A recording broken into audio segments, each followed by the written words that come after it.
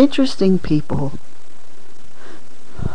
are usually, if not always, the people who stand out, the people who stand apart, the people who don't fit in. And yet, most people spend most of their lives worrying about fitting in.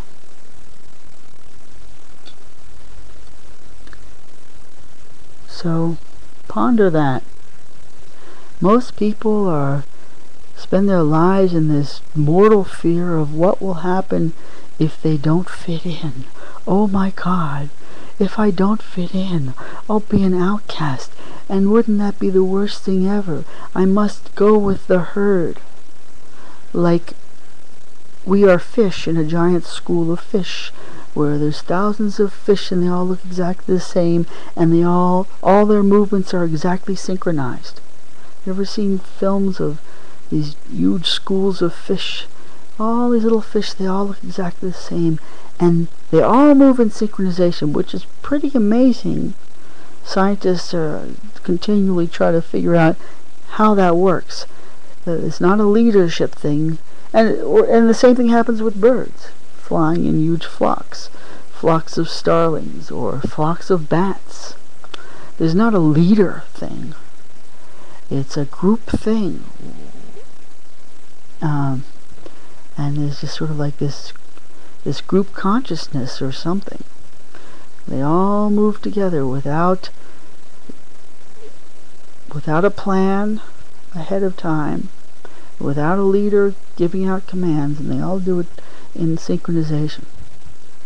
And so many people go through their lives worried about trying to be like a bat or a starling or a fish in a giant school of fish, where everybody has to be completely synchronized. And of course, the ultimate that we have of that is in armies, in the military, but that is done, of course, by a leader shouting out commands and giving orders and telling them, but it's still the same mentality of you're just one of a million identical looking fish moving in synchronization. And yet,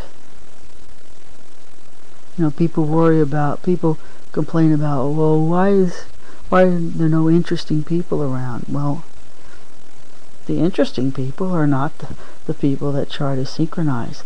The interesting people are the ones that stand apart and go their own way. And not only are they not afraid to not fit in, they're actually afraid to fit in. They are afraid to be assimilated into mediocrity. And that's what it's about. And you will be assimilated, and resistance is futile, and we are Borg. But that is simply a metaphor for we are American. We are American. You will be assimilated. Resistance is futile. That's the truth. Iraq, Afghanistan, don't even bother. Resistance is futile. We will squash you. We have you vastly outpowered with long-range automatic weaponry, heat-seeking missiles, and what have you got? A few ancient swords? A few rocks? Resistance is futile. You will be assimilated, and in fact, that is what Winston Smith had to reckon with in the end of 1984. In the end of 1984, he realized that resistance was futile. He hadn't a chance in hell. He hadn't a snowball's chance in hell of doing anything to alter the course of what was happening politically in his society. resistance is futile. And in the end of 1984,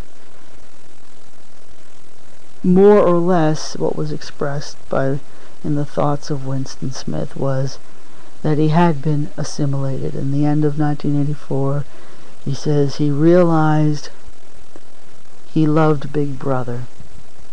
In other words, it's saying he realized that he loved the Borg, he loved Locutus, and he was one with the collective.